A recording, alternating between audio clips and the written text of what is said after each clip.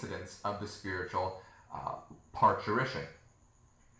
And I mean, you can see this as well, the different avatars that we have available for a mind to link to. You know, you imagine a mind linking to, say, a dinosaur. I mean, yeah, it can learn by linking to a dinosaur, but as the avatars, the physical avatars evolve, this also gives better vehicles for minds to explore that much greater. You know, imagine a mind linking to a house cat. Yes, it can definitely learn and understand, but look how much better it can learn and understand when linking to a human avatar. So minds will, you know, depending on the optimization, the level that they are at, they will link to more and more complex organisms. And physical evolution is the evolving of the vehicles for the mind to link to. So evolution is not purely Darwinian in just that it's natural selection, but it's also teleological.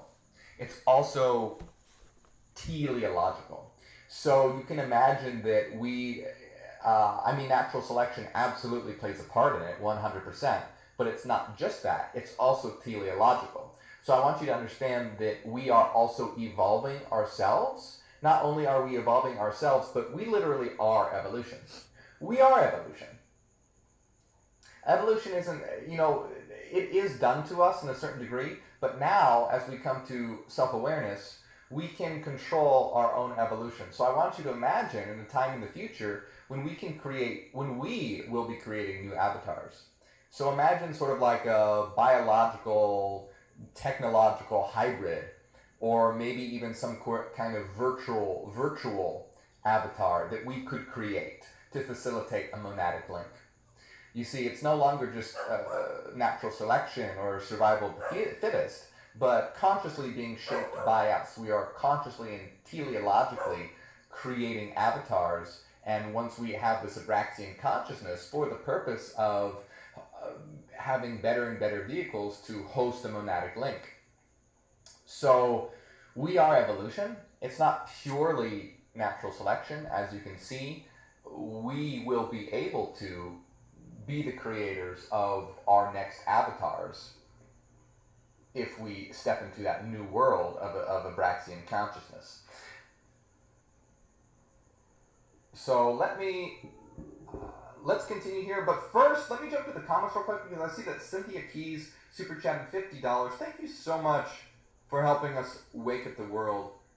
You are awesome, Cynthia. So let's send some tri-scales in the chat. Tri-scales in the chat for Cynthia. Thank you so much for helping us wake up the world, Cynthia, and all your support means the world to me. While I'm here, I'm taking a look to see if there's any comments. Malhab says, Buddhists believe in evolution and reincarnation. Yes. Yes, they do. But Hinduism and Buddhism look at reincarnation with regard to karma. So it has nothing to do with karma. Karma is not only a very ill-defined concept, but it is a dangerous concept as well, because some people will use karma as a way to justify the ill treatment of someone. For example, let's say that a woman gets sexually assaulted.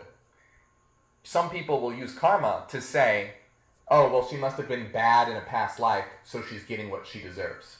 Also, in the Hindu system, reincarnation can also be used in a negative way with their caste system, which has sort of like a ranking system where certain people are born into a certain caste, and one of these castes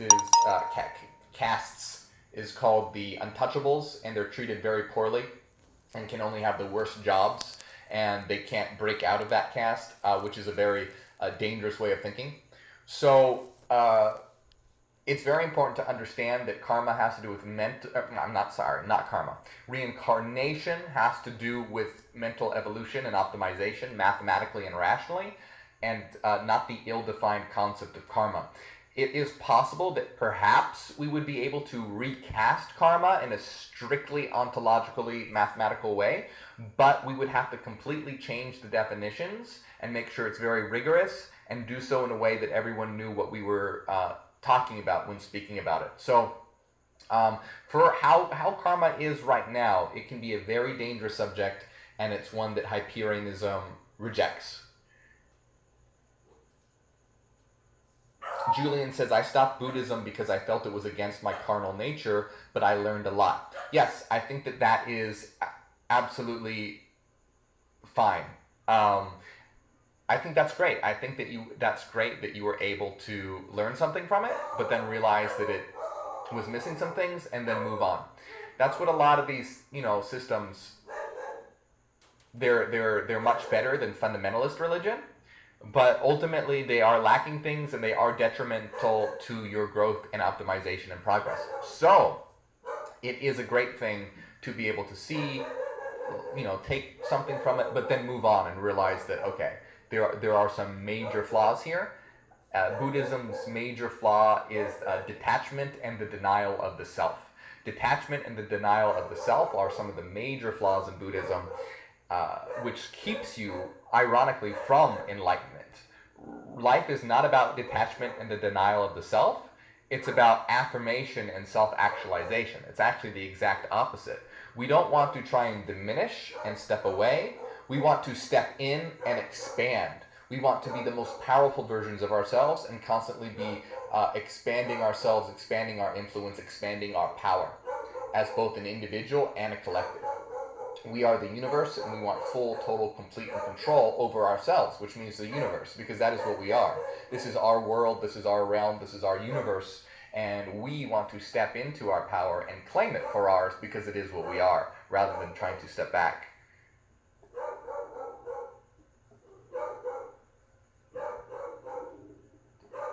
Someone said,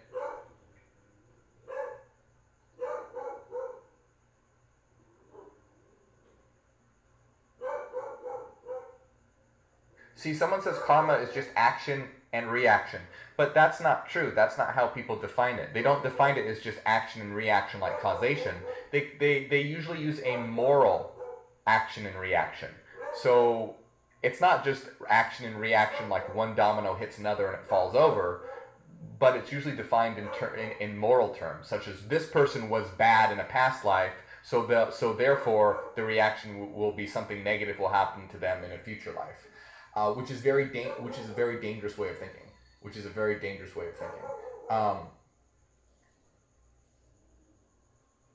Someone says it would be nice to believe in universal justice, otherwise the universe seems unfair. Well, the thing to remember is that we are the universe. So there is no universal justice. There's no universe. We are the universal justice. So we have to create a just world.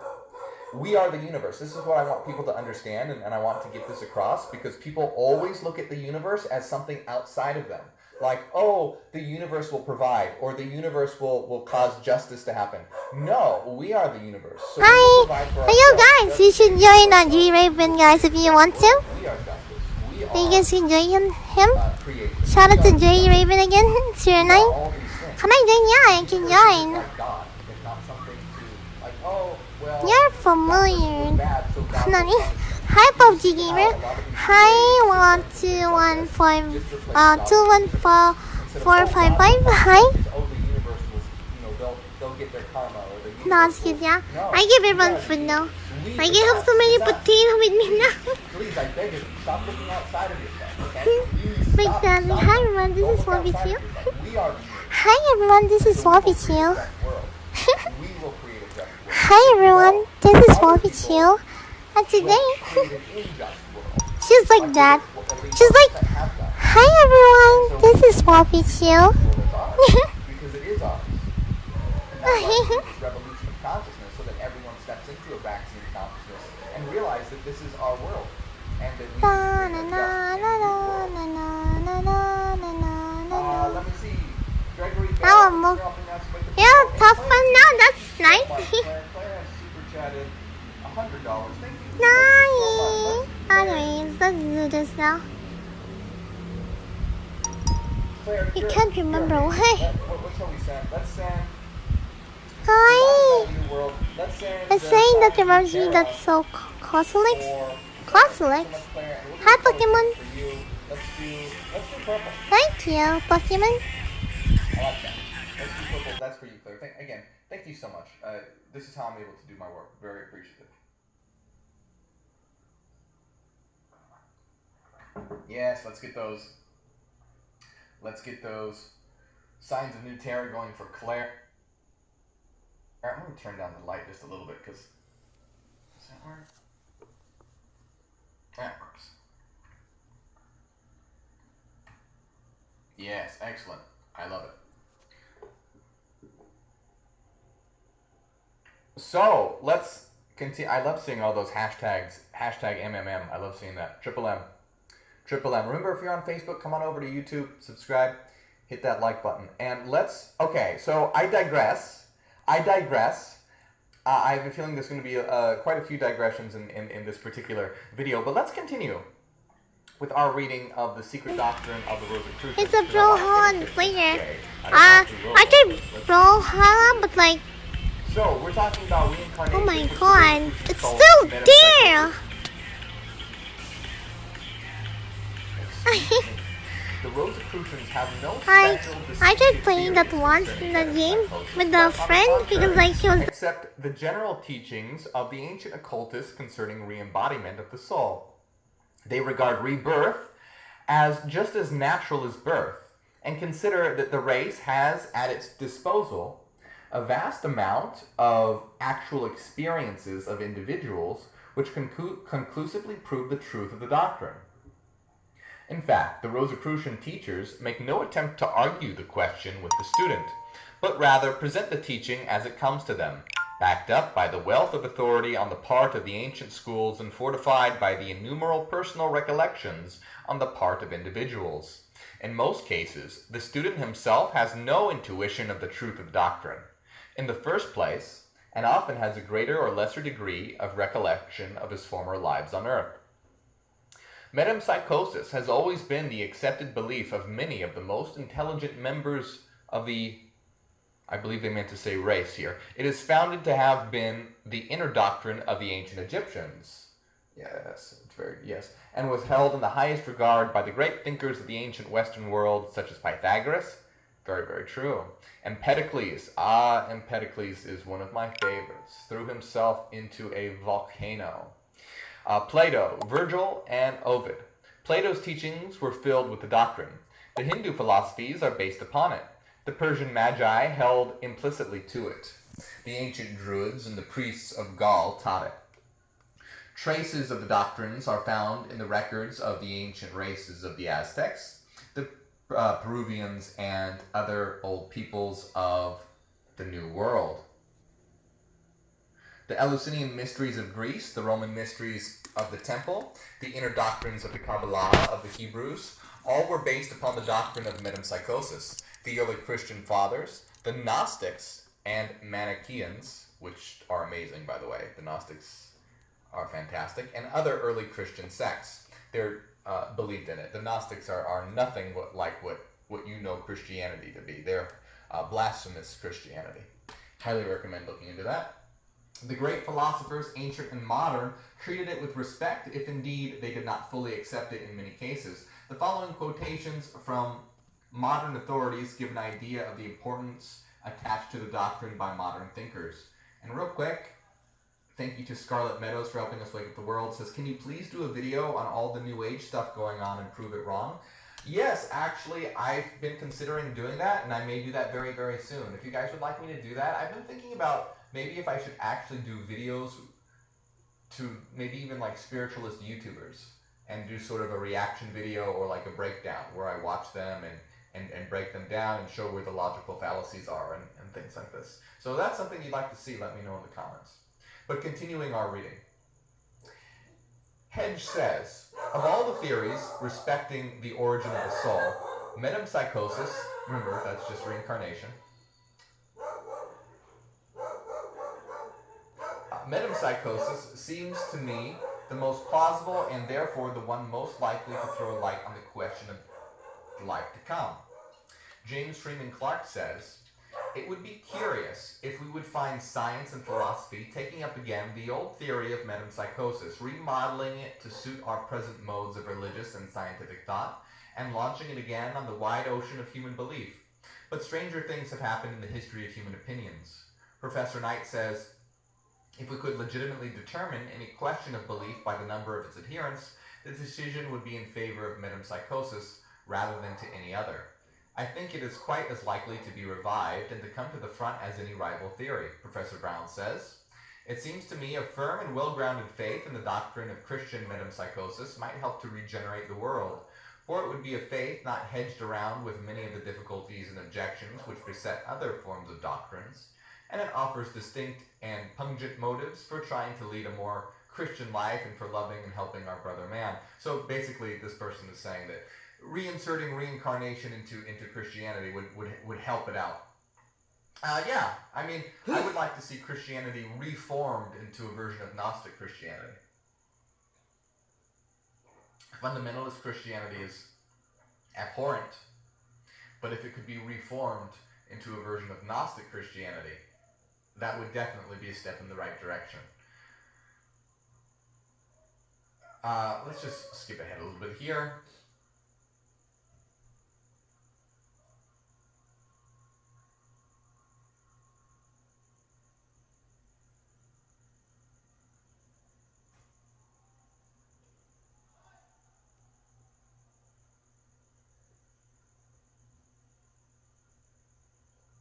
Sir Walter Scott once made the following observation in his diary.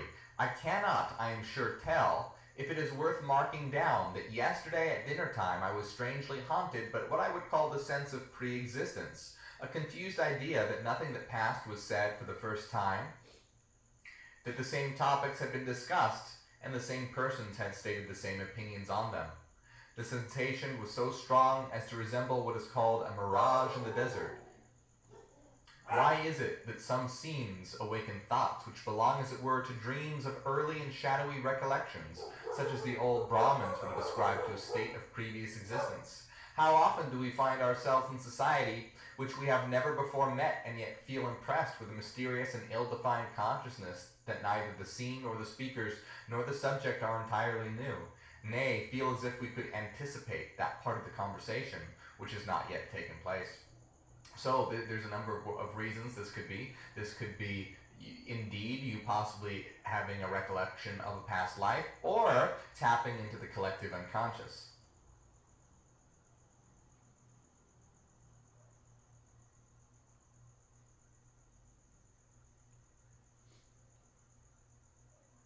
If evidence of the truth of metempsychosis, reincarnation, other than personal intuition and glimpses of memory of past lives were needed, we would find such evidence in the phenomena of infant prodigies and cases of childhood genius, instances of which abound on all sides. Children at a very early age manifest evidence of a deep knowledge of mathematics, music, art, etc., even in the cases where the explanation of heredity fails to fit the case. The case of Mozart gives us a typical case of this kind. The child, Mozart, at the age of 4, was able not only to perform difficult pieces of music on the piano, but also to compose original works of merit. Not only did he manifest the highest faculty of sound and note, but also an instinctive ability to compose and arrange music, which ability was far superior to that of many men who had devoted years of their life to the study and practice of music. The laws of harmony, the science of commingling tones, was to this wonderful child not the work of years, but a faculty born in him. Another marked case is that of Zara Colburn, the mathematical prodigy, whose feats attracted the attention of the scientific world during the last century. In this case, the child under 8 years of age, without any previous knowledge of even the common rules of arithmetic, or even of the use and powers of the Arabic numerals, solved a great variety of arithmetical problems by a simple operation of the mind and without the use of any visible symbols or contrivances. He could answer readily a question involving the statement of the exact number of minutes or seconds in any given period of time. He could also state with equal facility the exact product of the multiplication of any number containing 3, 2, or 4 figures by another number consisting of a like number of figures. He could state almost instantly all the factors composing a number of 6 or 7 places of figures. He could likewise determine instantly questions concerning the extraction of the square and cube roots of any number proposed, and likewise whether it was a prime number, incapable of division by any other number, for which there is no known general rule among mathematicians. Ask such questions in the midst of his ordinary childish play, he would answer them almost instantly, and then proceed with his play. This child once undertook and completely succeeded in raising the number 8 progressively up to the 16th power. In naming the results of this incredibly long number, he was absolutely correct in every figure. So we just go on here. I want to kind of get through this. They're talking about this child prodigy who was able to do all these intricate mathematical details, solve all these mathematical problems. And he could say that he did not know how the answers came into his mind, but it was evident from watching him that some actual process was underway in his mind, and that there was no question of mere trickery or memory in his feats. Moreover, it is important to note that he was totally ignorant of even the common rules of arithmetic, and could not figure on slate or paper even the simplest sum in addition or multiplication. It is interesting to note that the fact that when a few years later he was sent to the common schools and was there instructed in the art of written arithmetic, his powers began to vanish, and eventually it left him altogether, and he became no more than any other child of his age. It seemed as if some door of his soul had been closed while before it had been stood ajar. So let's get into, here we get into some more important details.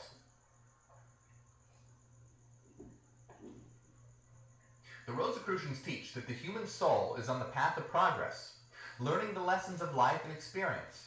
Right? This is the same as Hyperianism. We as monads are mathematically optimizing entities, and so you could call this, yes, a path of progress. A path of progress. Learning the lessons of life and experience, life after life, and storing away the essence of these impressions which go to form the basis of the character of the individual when he is reborn. And this is also, let me point out that this is why, another reason why we want to create a new world, because we want to create a world, right now, this world does not offer very much optimization for us as souls, as minds. Because you're distracted by the rich elite 1% in creating a capitalist world where you are forced to work a 9-to-5 job that sucks all of your energy away, and then you're so tired when you get home, you probably just want to sit on the couch and watch Netflix or something. So this world does not offer you the experiences and the opportunity to learn, grow, and optimize. This is why we want to create a new world that removes all these terrible elements, all these confining elements that are literally preventing you from evolving. And instead create a world that gives us all the opportunity to learn, grow, study, create art, experience life, experience each other, experience our world, grow, travel, learn, advance in the sciences and mathematics, and all these different opportunities that will be given to us. Because right now there are none. So this is just why, this is another reason why we want to create a new world, because we want to create a world with the maximum amount of opportunity for a soul to have experiences and acquire knowledge. And do you see how, the ancient Gnostics thought that the material world was hell, and that the evil creator, the Demiurgos, Yaldabaoth, would take souls, divine sparks from the realm of the pleroma, the realm of the divine light, and use it to power matter, power his infernal creation. And in an analogous way, we see that happening today. The rich elite use your soul, to trap it and power their world, to run their machine of just churning out production and only benefiting them. So do you see how they have taken over the role of the Demiurgos? They are Yaldabaoth. They are the ones who have trapped souls here and are powering this world according to their will. But in contrast to Yaldabaoth, we want to step into Abraxian consciousness and create a new world that is geared towards not the enslavement of souls, but the optimization and liberation of souls. We want to create that world. Each soul contains within itself the attracting force of a certain set of desires, and this force attracts to the soul certain conditions and experiences, and also attracts such experiences and conditions to the soul. There is no element of punishment or of injustice in the operation of this law, for it gives to each soul just what the soul requires to meet its indwelling unsatisfied desires, or else the conditions and experiences which will serve to burn out of the soul certain desires which are holding it back its progress, the destruction of which will make possible future advancement. So let me just recap this really, I'm going to say it real fast though, okay? So basically, this is really close to Hyperianism in that when you die, you go into the death current, which is an unconscious process that your mind enters into, and you will be reinserted into the holos via an unconscious process, for the most part, for most souls. Now, what I wanted to say is that this world, in addition to blocking your optimization, it also blocks your desires, right? Because I'm sure there's a lot of things that you want, that you desire in this world. But can you get them? Can you achieve them? No, you can't. I mean, honestly, maybe you can to some degree, but for the most part, the world blocks you from even achieving simple desires that you may want. And so not only is this world about, we need to use it to evolve, optimize, and grow, but we also need to satiate our desires. So my example was, like, let's say that you want to help yourself grow and optimize by, let's just say, for example, studying philosophy. Well, if you aren't able to get food, if you're starving, it's probably really hard to study philosophy, right? Because you're concentrating on being hungry. If you also, likewise, if you're really horny, it's also probably hard to study, right? If you don't have a house and you're worried about having a roof over your head, again, it's hard to optimize. In terms of Maslow's hierarchy of needs, you aren't able to satisfy, the basic levels, so you can't look to higher levels. So we need to have a world where we're able to satisfy just desires as well. And, you should be able to satisfy your desires. Again, as long as you're not harming another person or infringing on someone else's rights or something like this, of course you should be able to, because we're here to experience, learn, and grow, and we want to, be able to satiate base desires as well as higher desires. So again, I want to point out the difference between Buddhism and Hyperianism as well, because Buddhism teaches detachment. Detachment is not what it's about. But you may be wondering why, because even in here, right, they say that it's certain attachments that will bring you back, right? Well, let me give you an example of a problem that could arise. And again, I'm going to do this real quick, but let's say that you have this desire for food, and this is just an example. This is a really basic example, but let's say you have this desire for food, but you deny yourself food. So you have this desire for food, but you want to deny this desire. So you're desiring food, but you deny it. So guess what? You're really, really hungry, but you're denying it. So does this ever really go away? No, it doesn't extinguish. You're not extinguishing this desire. It's really just becoming shadow content. It's being repressed into your unconscious as shadow content.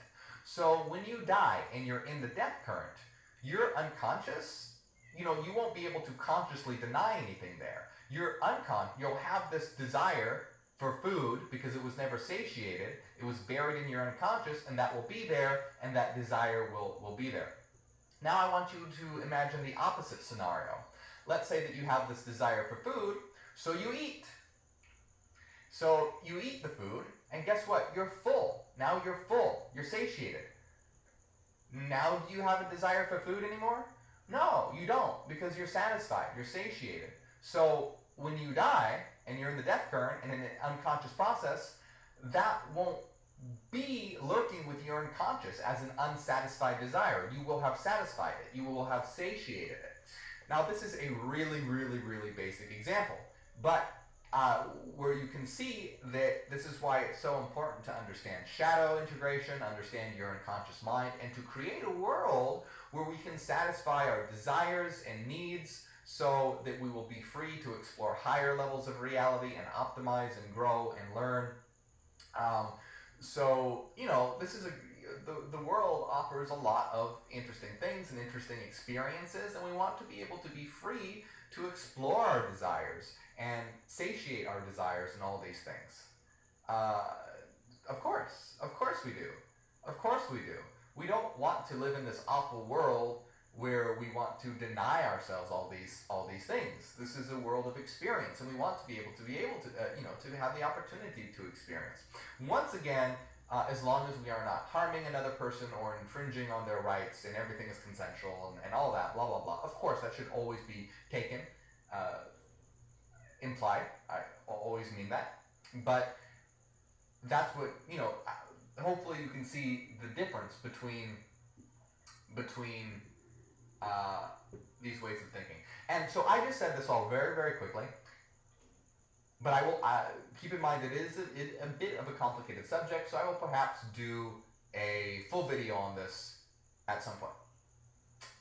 Because it is important and needs to be fleshed out more. So, Christopher Huntington says the world just blocked all our desires to learn the epic rant. Yes. And thank you, Ruby, for helping us wake up the world.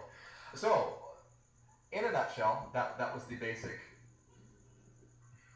Let me make sure that you guys can still hear me. Yes, indeed.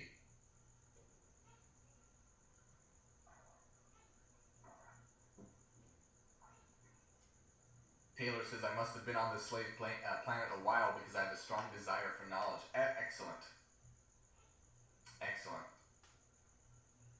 Welcome, Alan. Okay, so let's continue our reading.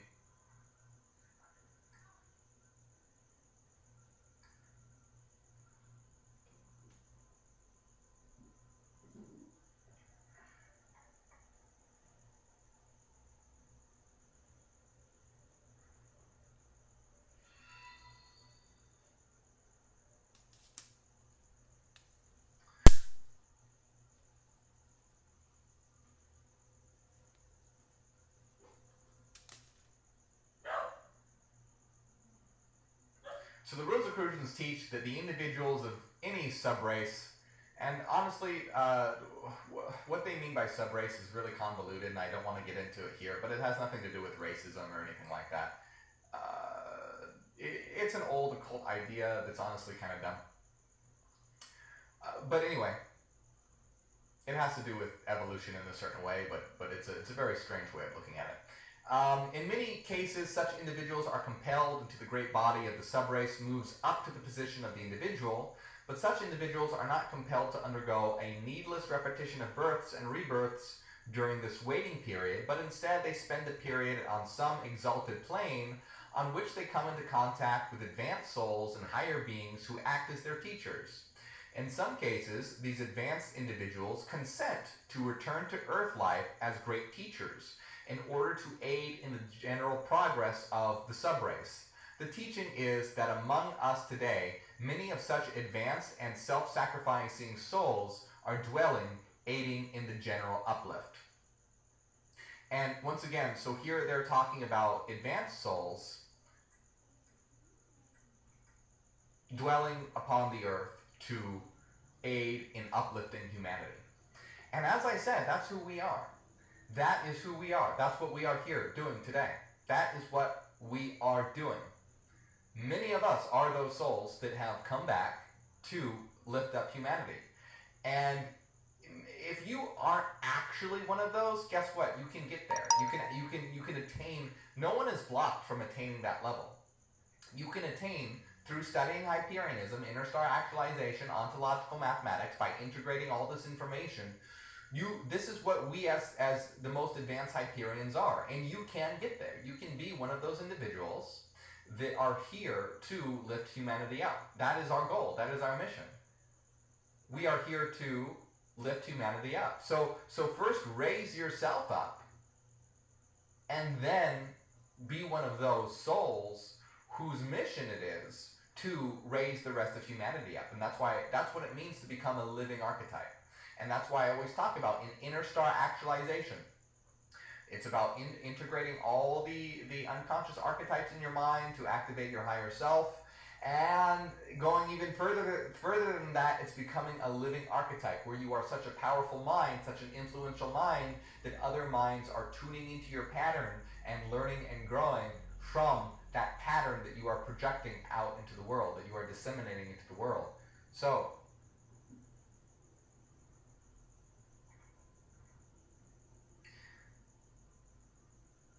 the Rosicrucian teachings concerning the value of experiences in each earth life are well illustrated by the following quotation from a leading writer who says, "Many object to the doctrine of rebirth on the ground that the experiences of each life, not being remembered, must be useless and without value.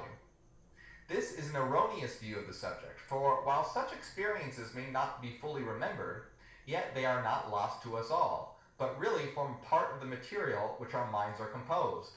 They exist in essence in the form of feelings, characteristics, inclinations, likes and dislikes, affinities, attractions, repulsions, etc., and are in this form just as much in evidence in our lives as are the experiences of yesterday, which are well remembered. Look back over the years of your present life and try to recall the experience of 1 year ago, 5 years ago, 10 years ago, 20 years ago, 30 years ago, and as much further back as you can go. You will find that you can remember but few of the events of your life. The experiences of most of the days in which you have lived have been almost completely forgotten. Though these experiences may have seemed very vivid and real to you when they occurred, still they have faded into nothingness now, and yet they are all, to all intents and purposes, lost to you.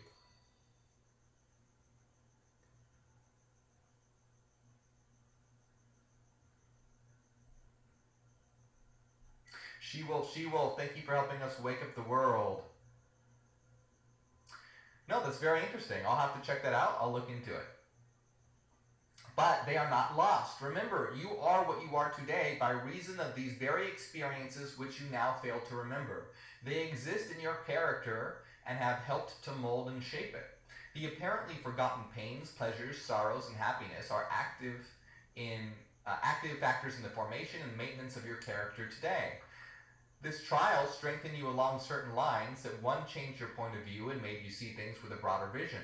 This grief caused you to feel the pain of others, that disappointment spurred you on to new endeavors, and each and every one of them left a permanent mark upon your personality, upon your character. All men and women are what they are by reason of what they have gone through, have lived and outlived.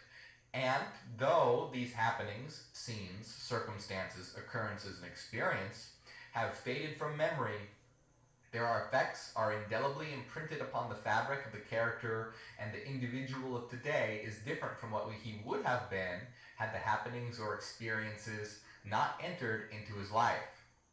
And this same rule applies to the characteristics brought over from past incarnations. You have not the memory of the experiences, but you have the fruit in the shape of characteristics, tastes, inclinations, etc. You have a tendency toward certain things, and a distaste for others. Certain things attract you, while others repel you. All of these things are the result of your experiences in former incarnations. Your very tastes and inclination towards the study of the occult, which are causing you to read these lines right now, they are your legacy from some former life, in which some seed thoughts of esoteric teachings were dropped into your thought by some teacher or friend, and then aroused your interest and attracted your attention. And I just want to say this again. This is really important. So let me pause for a moment. Again, this is saying that even if you can't remember your past lives, it's not as though they are useless, because you can't remember what happened to you 5 years ago, or 10 years ago, or 20 years ago, right? There's a lot of things that you have forgotten, can't remember. Yet, they are what make you, you. They are stored within you as a mind. And even though you can't remember them, what may have happened to you 5, 10, 15 years ago, even though you can't remember them consciously, they will shape your tastes and choices and actions today. So likewise, even though you may not remember your past lives, some people do remember fragments of their past lives, but even if you don't remember your past lives, all of those experiences are stored within you as a mind and are why you are who you are today. That's why, a lot of individuals act like NPCs, non-playing characters. They don't really think for themselves. Well, these individuals either are very, very, quote-unquote, young souls. All souls are eternal. That's a way of speaking. Or they haven't had very many experiences conducive to their growth in the past. We, who are able to go higher and think in higher ways and are attracted to higher things, are those who have, in the past, dedicated ourselves to higher learning or mental evolution or things like this. And I want to highlight this part. Your very tastes and inclinations towards the study of the occult, which are now causing you to read these lines right now, they are your legacy from some former life.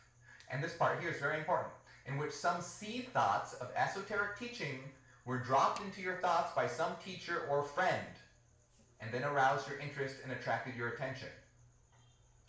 And this is why this is so important, because this is our goal as Hyperions. You know how I constantly talk about sort of seeding the world with information? Well, this is what I'm talking about. This is what I'm talking about. And especially when the pandemic is over and we can start having actual Hyperion collectives all around the world, we are seeding the world. I talk about this all the time. Seeding the world with this information so that a new world will bloom. And they're talking about how previous people in your past lives have perhaps, seeded your mind with information that is now causing your interest in these things right now. So this is what we are doing. We want to seed the world with this information so that it can bloom into a brilliant new world, and that Abraxian consciousness will bloom. We are the first. This is why this is so exciting, guys. We are the first. We are the pioneers of this new consciousness. So it is up to us. You aren't passive observers. You're a part of it. You are a part of it. You are a part of birthing the new world. So this is why this is so important to spread that information. Spread this information. Plant those seeds. Spread those seeds across the world. Tell people about it. Share these videos. Share this information. We are the first. You, again, you're not just a passive observer. You are a part of it.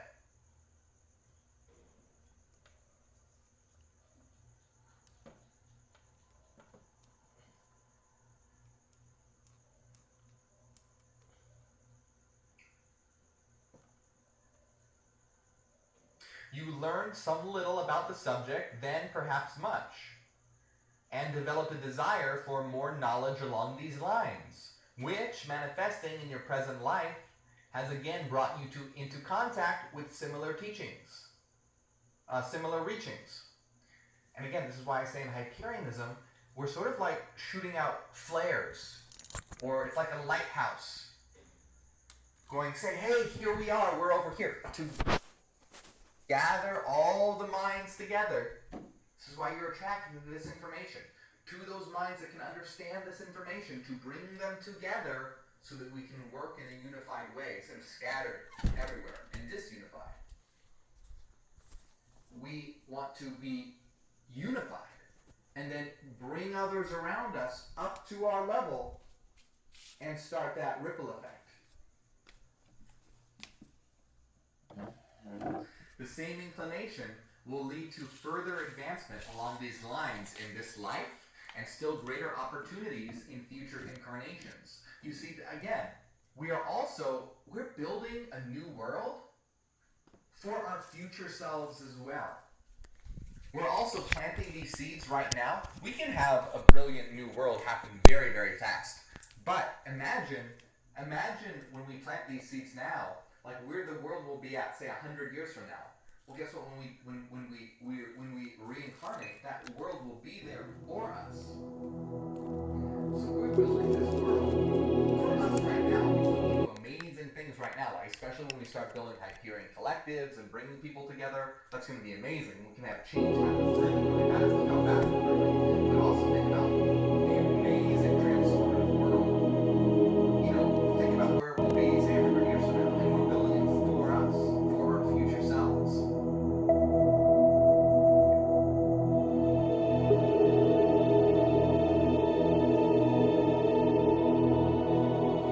So the same inclination will lead to further advancement along these lines in this life and still greater opportunities in future incarnations. Nearly everyone who reads these lines will feel that much of the occult teaching now being received is but a relearning of something previously known. Are you feeling that? Are you feeling that? Again, it's really important. Nearly everyone who reads these lines or is listening to this right now is but a relearning of something previously known. It's like a waking up. Although many of the things now taught have never been heard before in this life, you picked up a book and read something and know at once that it is so because in some vague way you have the consciousness of having studied and worked out the problem in some past life.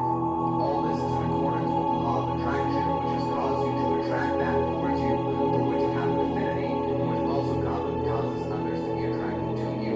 I'm not a supporter of the law of attraction, but I don't want to get into that now. But it's a lot more in depth than just what this is saying. But anyways, the gist of this is correct. In the same way, and from the same cause, are the many reunions in this life of persons who have been related to each other in previous lives. The old love, the old hates work out in the new lives. We are bound to those to whom we have loved, and also to those whom we have injured. The story must be worked out to the last chapter. Although increasing knowledge of the why and wherefore of such things may relieve one of many entangling attachments and relationships of this kind. Okay, so this was on reincarnation. Now we're moving on to life after death. So we're going to continue life after death. And we're going to start that right now. But before we do, I have to piss. Of course I do. So, now is a good time to ask your questions.